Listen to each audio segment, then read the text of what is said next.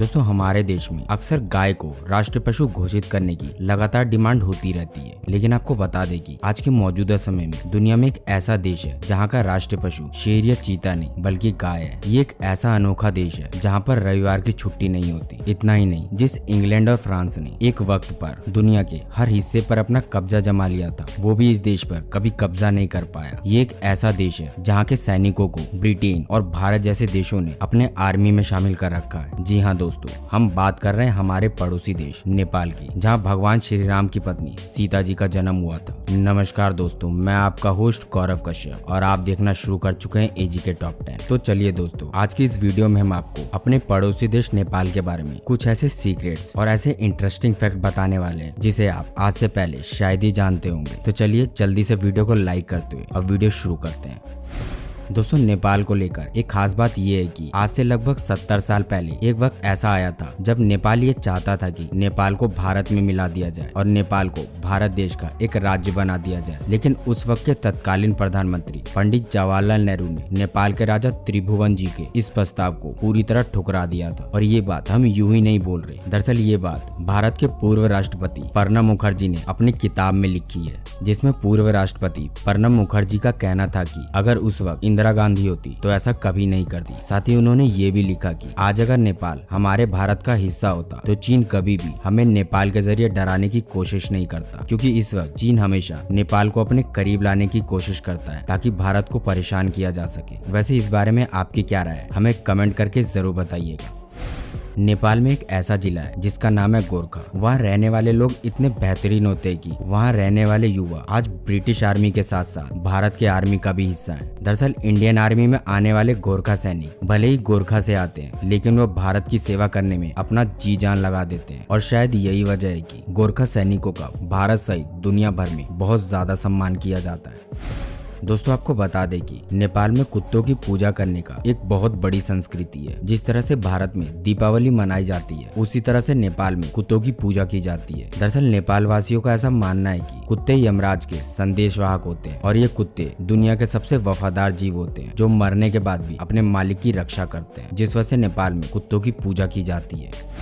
हमारे भारत में अक्सर गाय या फिर कहे तो गौ माता को लेकर बहुत सी डिमांड की जाती है, जैसे कि गाय को राष्ट्र पशु घोषित किया जाए या फिर गौ हत्या करने वाले के ऊपर कड़ी से कड़ी कार्रवाई की जाए। लेकिन आपको जानकर हैरानी होगी कि हमारे पड़ोसी देश नेपाल का राष्ट्रीय पशु गाय है, और अगर नेपाल के भीतर गाय की हत्या की जाती है तो इसे बहुत ही गंभीर आपराधिक मामले के तौर पर देखा जाता है। और यही कारण है कि नेपाल में गाय की हत्या करना सबसे जघन्य अपराध में से एक माना जाता है।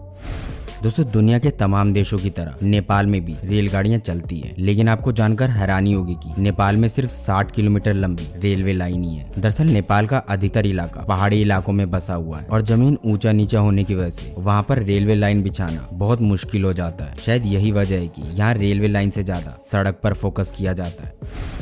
इतना ही नहीं दोस्तों, नेपाल में लगभग 75 जिले हैं और पूरे नेपाल में लगभग 30 लाख लोग रहते हैं। लेकिन आपको जानकर हैरानी होगी कि नेपाल की राजधानी काठमांडू में ही हर वक्त 15 लाख से ज्यादा लोग मौजूद रहते हैं। दरअसल ऐसा इसलिए होता है क्योंकि काठमांडू नेपाल की राजधानी है और सरकार के द्वारा अक्सर राजधानी के तरफ बाकी जिलों के मुकाबले ज्यादा ध्यान दिया जाता है। लेकिन दोस्तों 25 अप्रैल साल 2015 का दिन नेपाल के इतिहास का सबसे खतरनाक दिनों में से एक था, जब नेपाल में एक खतरनाक भूकंप आया था। दरअसल उस भूकंप को अब तक का सबसे खतरनाक भूकंप में से एक माना जाता है, क्योंकि उस भयंकर भूकंप की वजह से काठमांडू लगभग पूरी तरह बर्बाद हो गया था। दरअसल उसके बारे में बताया जाता है कि इस भूकंप में लगभग 8 से 10 हजार लोग की मौत हो गई थी। मतलब ये अर्थक्वेक कितना खतरनाक था, इसका अंदाजा आप इसी बात से लगा सकते हैं कि भारत में उत्तर प्रदेश, दिल्ली, बिहार, उत्तराखंड जैसे इलाकों तक उस भूकंप का खतरनाक असर तक देखा गया था, जिस वजह से ये भूकंप नेपाल के इतिहास में सबसे खतरनाक प्राकृतिक आपदाओं में से एक माना जाता है। दोस्तों महाभारत के 5 पांडवों को तो आप अच्छे से जानते होंगे। दरअसल ये बात हम इसलिए कह रहे हैं क्योंकि उनके बारे में कहा जाता है कि जब 5 पांडव स्वर्ग की ओर प्रस्थान कर रहे थे, उस वक्त भीम ने महादेव से दर्शन देने के लिए विनती की थी। तब महादेव ने एक शिवलिंग के रूप में आकर भीम को दर्शन दिया था, और ये शिवलिंग आज भी नेपाल के काठमांडू शहर में ही है, जिसे पशुपतिनाथ ज्योतिर्लिंग के नाम से जाना जाता है। दोस्तों हमारा पड़ोसी देश नेपाल दुनिया के उन खास देशों में से एक है जहां पर आज तक कभी भी कोई जातिगत हिंसा या फिर दंगा जैसा माहौल नहीं बना। क्योंकि आपको जानकर हैरानी होगी कि महज 30 लाख की आबादी वाले इस देश में 100 से भी अधिक तरह की बोलियां बोली जाती है। इसके बावजूद भी सभी लोग आपसी भाईचारे के साथ रहते हैं।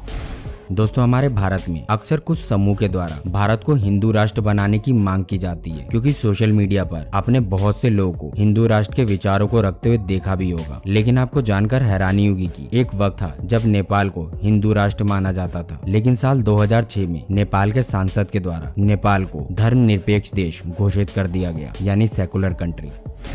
दोस्तों बौद्ध धर्म को शुरू करने वाले गौतम बुद्ध का जन्म कहीं और नहीं बल्कि नेपाल में ही हुआ था। लेकिन आपको जानकर हैरानी होगी कि इस वक्त नेपाल में सिर्फ 9% लोग ही ऐसे हैं जो बौद्ध धर्म से ताल्लुक रखते हैं, जबकि नेपाल से हजारों किलोमीटर दूर कंबोडिया, थाईलैंड और म्यांमार जैसे देशों में 80% से भी ज्यादा लोग बौद्ध धर्म के हैं। इतना ही नहीं, श्रीलंका जो कि भारत के दूसरे छोर पर है, वहाँ रहने वाले लगभग 70% लोग बौद्ध समुदाय से बिलोंग करते हैं। हालांकि दोस्तों हमारे पड़ोसी देश नेपाल की गिनती दुनिया के सबसे गरीब देशों में भी होती है। दरअसल एक रिपोर्ट के मुताबिक नेपाल में रहने वाली आधी से अधिक जनता ऐसी है जिनकी रोज की कमाई महज $1 है, यानी कि नेपाल में आधे से अधिक लोग की रोजाना की कमाई महज 80 से 100 रुपए की है, जिस वजह से कई नेपाली नागरिक भारत में कमाने के लिए भी मूव कर जाते हैं।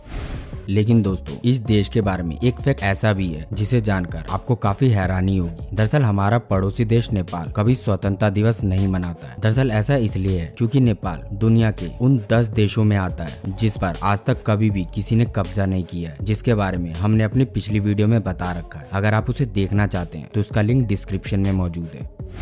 हालांकि दोस्तों नेपाल दुनिया के उन देशों में से एक है जहां पर रविवार की कोई छुट्टी नहीं होती है। दरअसल नेपाल में साप्ताहिक छुट्टी के तौर पर रविवार की जगह शनिवार को छुट्टी दी जाती है। यानी कभी आप अगर नेपाल घूमने जाते हैं तो कभी मत सोचिएगा कि यहाँ रविवार को छुट्टी होती है। दरअसल वहाँ पर शनिवार को ऑफ किया जाता है पूरे देश में।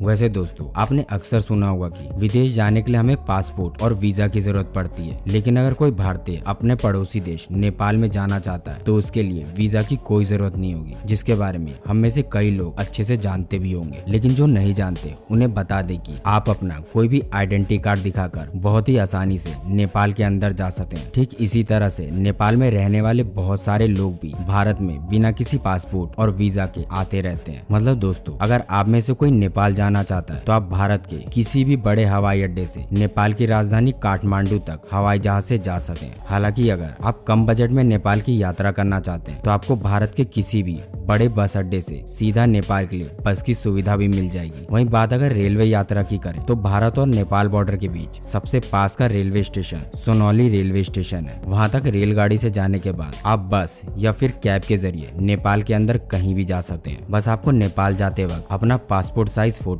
और अपना वोटर आईडी साथ रखना होता है। इतना ही नहीं, आपको वहाँ की करेंसी के बारे में भी ज्यादा सोचने की कोई जरूरत नहीं है, क्योंकि भारत नेपाल बॉर्डर पर ही आप बहुत आसानी से अपनी करेंसी को नेपाल की करेंसी में कन्वर्ट भी करा सकते हैं। हालांकि अब तो नेपाल ने भारत के UPI को भी एक्सेप्ट कर लिया है, जिसके बारे में हमने अपनी पिछली वीडियो में विस्तार से बताया हुआ है। अगर आप वो भी देखना चाहते हैं तो उसका भी लिंक डिस्क्रिप्शन में मौजूद है। आप वहाँ क्लिक करके उसे देख सकते हैं कि आप नेपाल जाकर कैसे UPI के थ्रू पेमेंट कर सकते हैं। लेकिन दोस्तों जाते जाते एक और बात आपको बता दें कि नेपाल दुनिया का एक ऐसा देश है जहाँ पर हिमालय सहित दुनिया के 8 सबसे बड़ी ऊंची चोटी मौजूद है। तो दोस्तों कैसी लगी आपको ये वीडियो और आपको नेपाल से जुड़ी कौन सी बात सबसे अच्छी लगती है, आप हमें कमेंट करके जरूर बताइएगा। साथ ही इनमें से किस फैक्ट के बारे में आप आज से पहले नहीं जानते थे ये भी हमें कमेंट में जरूर बताइएगा। साथ ही वीडियो अच्छी लगी हो तो लाइक जरूर कीजिएगा। तो दोस्तों आज के लिए बस इतना ही, फिर मिलते हैं एक और इन्फॉर्मेटिव वीडियो के साथ। तब तक के लिए कीप वॉचिंग। जय हिंद, जय भारत।